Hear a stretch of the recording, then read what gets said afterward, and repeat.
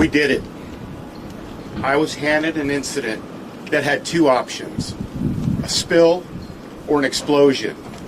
Now, as the chief said, it was unacceptable. We put all of our people together, we found a plan, and we instigated it, okay? That took time. That tank was ready to blow up.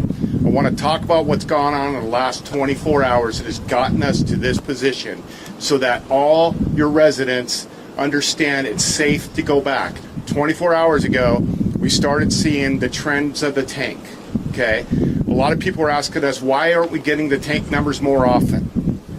We were not putting firefighters downrange into the area during the daylight when the tank is at its most vulnerability. So we were doing at night operations. We were doing it once or twice a night at the most to get in there and get a trend. Get in, get out, okay?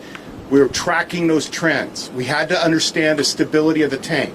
What we essentially were shooting for, in layman's terms, is to boil an egg, okay?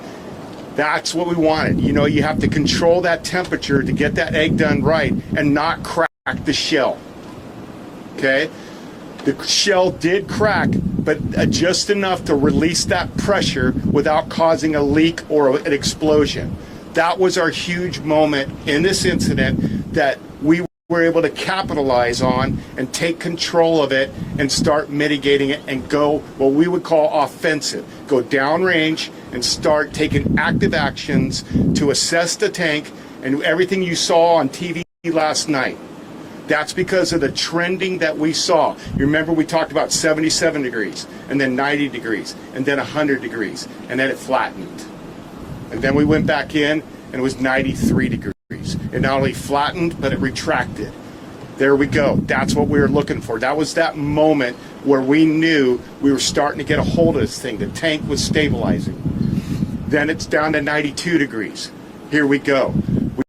We took off all the sides of it. You saw those guys working so hard last night, taking off all the weather and insulation on the side so that the water could directly impact the tank and be more efficient at cooling it and continuing that. That's like that egg when you take off all the shell on the outside.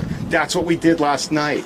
So we could get the cooler water on it and be more efficient at cooling this thing down and managing that time temperature curve.